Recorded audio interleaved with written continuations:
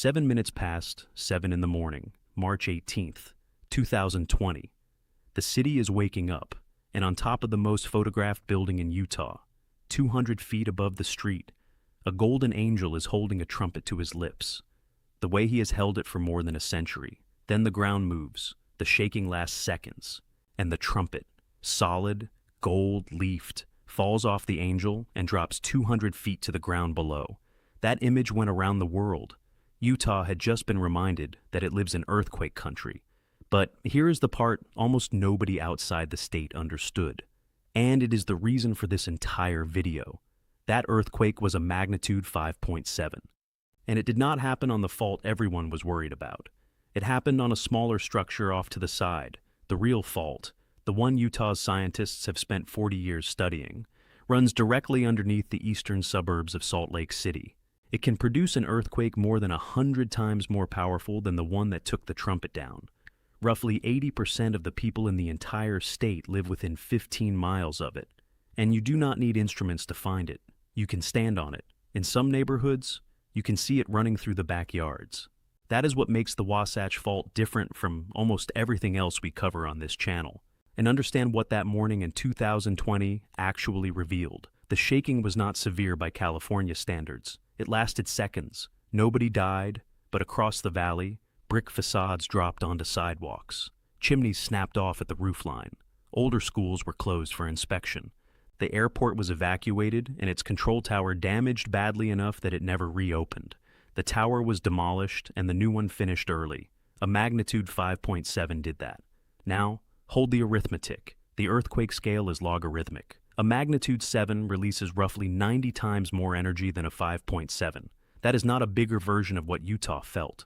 That is a different category of event, arriving from directly underneath instead of from the side of the valley.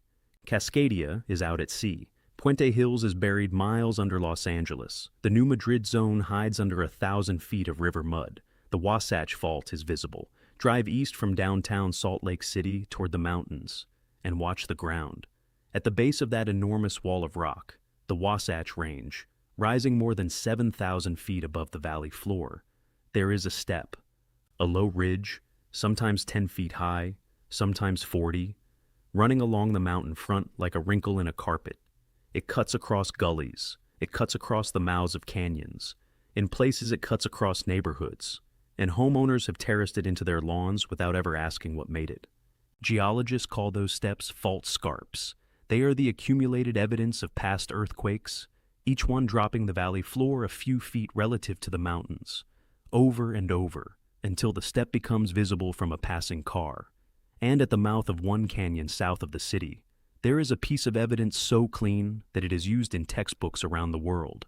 A glacial moraine, a ridge of rock and gravel bulldozed there by an ice age glacier and left behind when the ice melted, has been cut straight through by the fault. The two halves no longer line up. One side has dropped away from the other. That moraine has an age, which means the fault has a speedometer, and geologists have been reading it for decades. And here is where the story gets uncomfortable, because of who decided to build a city right there and what they did not know. July of 1847. Mormon pioneers came down out of the canyons after a brutal crossing and looked out at a wide, empty valley with a great salt lake at its far end. They chose it. They laid out a city on a grid, and they built it out of the material the ground gave them, clay. Utah has excellent brick clay, and brick was cheap, permanent, and beautiful. Generations of Utah families built brick homes, brick schools, brick churches, brick main streets in every town along the mountain front. Nobody was hiding anything. In 1847, the science of earthquake faults did not exist in any modern sense. They were not ignoring a warning. There was no warning to ignore. But that decision has echoed for 170 years, because unreinforced brick is the single most dangerous common building material on Earth in an earthquake.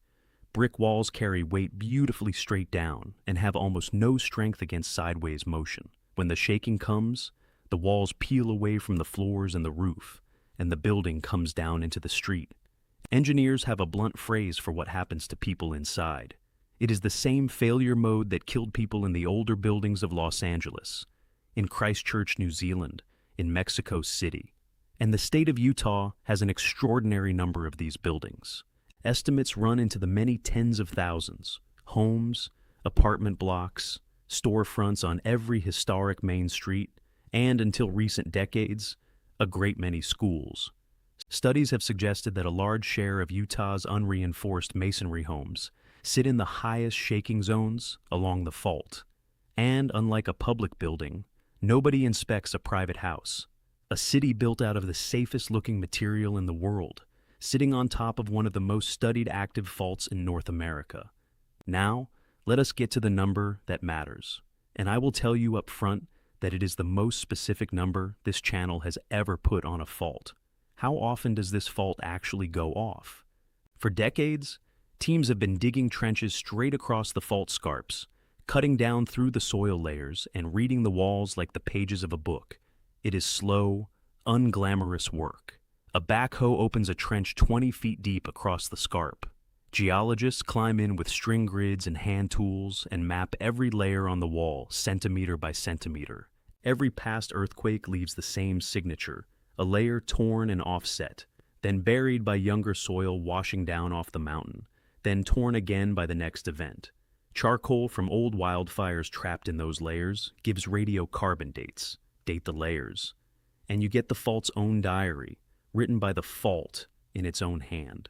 That work has produced one of the most complete earthquake histories anywhere in the world, and Utah has more of it than almost any state because the fault is so accessible that graduate students have been trenching it for 2 generations. The fault is not one continuous crack. It is broken into segments, roughly 10 of them, running 240 miles from southern Idaho down into central Utah. 5 of those segments, the central ones, are the dangerous ones, because they are the ones that produce large earthquakes and the ones with cities sitting on them. Brigham City, Weber, Salt Lake City, Provo, Nephi. Each of those segments produces a magnitude 7 class earthquake, on average, roughly every 1,300 to 1,400 years. But there are 5 of them, which means that somewhere along the Wasatch Front, a large earthquake happens on average every 300 years or so. And the Salt Lake City segment, the one running under the state capitol, last produced its great earthquake roughly 1,400 years ago. Compare that to its own average interval. Sit with that for a moment. This is not a fault that is quiet. It is a fault that has been busy for thousands of years, in a pattern. And the segment under the biggest city in Utah is at or past its own average waiting time. Before we go to the scenario, you need one piece of geology, because the Wasatch is a different kind of fault from the famous ones, and the difference decides what happens to the city. The San Andreas slides sideways. Cascadia dives one plate beneath another. The Wasatch does neither. It is a normal fault, and normal faults are what you get when the crust is being pulled apart. That is exactly what is happening across the American West. From the Wasatch Range to the Sierra Nevada in California, the crust is stretching, slowly tearing, which is why that entire region is a repeating pattern of long mountain ranges and flat valleys between them. Utah sits at the eastern edge of that stretching. The mountains go up, the valley goes down. And the boundary where they separate is the fault, running right along the foot of the range, which is precisely why the city sits where it sits. The valley is flat and buildable because the fault dropped it there. So, when the Salt Lake City segment finally lets go, the ground does not slide past itself. The valley floor drops, several feet in seconds, relative to the mountains. That is the motion. And the valley it drops is not solid rock. It is the bed of a vanished Ice Age lake called Lake Bonneville, hundreds of feet of soft sand, silt, and clay, saturated with shallow groundwater in the western half of the valley. We have met that combination before on this channel. At New Madrid, in Anchorage, soft wet sediment does not simply shake in a big earthquake, it liquefies. It stops behaving like ground and starts behaving like a heavy fluid, and everything built on it tilts, sinks, and tears apart. Utah's own hazard maps show broad zones of high liquefaction potential running through the western half of the Salt Lake Valley, which is where much of the newest growth has gone, because that is where the flat, cheap land was. And there is one more feature of a normal fault that most people never think about. When the valley floor drops, it drops relative to the lake sitting at the bottom of it. The Great Salt Lake is shallow and enormous. Tilt the basin it sits in, shake it for 30 seconds, and the water sloshes. A phenomenon called a seisha, which the models say could push lake water across low ground on the western side of the valley. It is not a tsunami in the ocean sense, it is a bathtub effect, but it is aimed at the same soft ground the airport and the industrial corridor are built on. Utah's engineers and emergency planners have modeled all of this in detail, and their published scenario for a magnitude 7 on the Salt Lake City segment is one of the more sobering documents in American disaster planning. The projections describe thousands of deaths, something on the order of 2,500 in the worst modeled version, with many thousands more seriously injured, tens of thousands of buildings damaged beyond use, more than 80,000 households displaced, economic losses in the range of $30 billion and up. And the reason those numbers are so high, for a fault that is far shorter than the San Andreas, is exactly what we found in Los Angeles. The rupture is directly beneath the population. There is no distance to soften it. Then look at what crosses that valley. Interstate 15, the main artery of the entire mountain west, runs the length of the Wasatch Front, on the sediment. The rail corridors run beside it. The international airport sits on the western side of the valley, on some of the softest ground in it. A cluster of oil refineries sits at the north end of the city, which supply a large share of the fuel for the region on that same ground. The aqueducts and canals that bring water down out of the canyons cross the fault by definition, because the fault is at the mouth of every canyon. And every one of those systems is a lifeline for a metropolitan area of well over 2 million people that has exactly one flat corridor to move anything through. Now, the honest part, because this channel does not do fake countdowns. No one can predict this earthquake. What Utah has instead is one of the better probability estimates in the country. A working group of scientists assembled the trenching data across all the segments and published the odds. Their finding is roughly a 43% chance of at least one magnitude 6.75 or larger earthquake somewhere on the Wasatch Front in the next 50 years. Call it a coin flip across half a century. Not a countdown, not a prediction for this year, but not a lottery ticket either. It is one of the highest earthquake probabilities attached to any major American city outside California, and it is attached to a city that was built out of brick before anyone knew. And here is what makes Utah genuinely interesting. Because unlike some places we have covered, they did not shoot the messenger.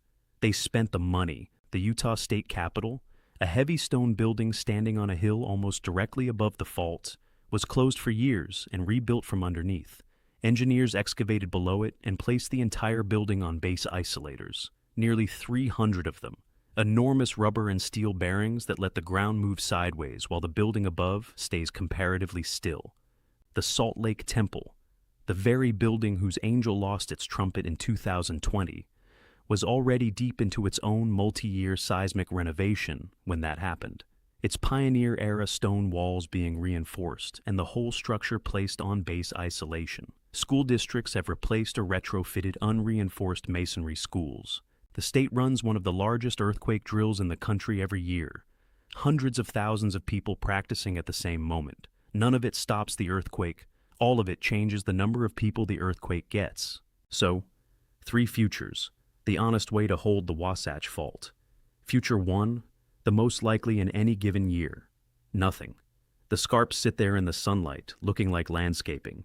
The valley grows, because the Wasatch Front is one of the faster-growing regions in America, and more people move on to the fault every month without ever hearing its name. Most years are this year. Future 2, the middle path, and something Utah has already seen. Another moderate earthquake like 2020, a magnitude 5.5, maybe 6. Enough to bring down old brick parapets and chimneys, enough to close buildings and make national news for a week, enough to remind everyone, and not enough to change anything for long. That is the version most likely to happen next. Future 3, the segment goes, magnitude 7 class, directly under the metropolitan area, the valley floor dropping, the soft ground liquefying, the brick failing, the single corridor of highways and rail and pipelines cut in multiple places at once. The trenches say this has happened here again and again, roughly every 1,300 years on this segment, and the last one was about 1,400 years ago. There is no date on it. There is only a pattern, and a city sitting in the middle of it. Here is my honest opinion. After everything the research shows, the Wasatch Fault is the most honest fault in America. It does not hide. It does not lie under the ocean or under a mile of sediment or under a city that never suspected it. It runs along the base of the most beautiful mountain range in the interior West, in plain sight, marked by steps in the ground you can walk up to and touch, in a state where the science has been published for decades and where the government has spent real money acting on it. Everything is known here. The recurrence intervals are known. The building stock is known. The odds are published, which means Utah has something almost no other place in this series has ever had: time and knowledge at the same moment. What happens on the Wasatch Front will not be decided by the fault. The fault has already made its decision, and it made it thousands of years ago. It will be decided by how many brick walls get reinforced between now and then. That is not geology. That is a choice, being made right now by people who mostly do not know they are making it. So now I want to hear from you. Had you ever heard of the Wasatch Fault before this video? And if you live along the Wasatch Front, Salt Lake City, Ogden, Provo, Bountiful, do you know whether your house is brick and whether it has ever been reinforced? Drop it in the comments. I read every one. And if you were in Utah in March of 2020, tell me what that morning felt like. If this video taught you something you had never been told, hit the like button. It genuinely helps this channel grow. And subscribe with notifications on, because next, we go to the East Coast, to an American city that was destroyed by a major earthquake in a place where the textbook said major earthquakes do not happen. Buildings collapsed, rail lines bent.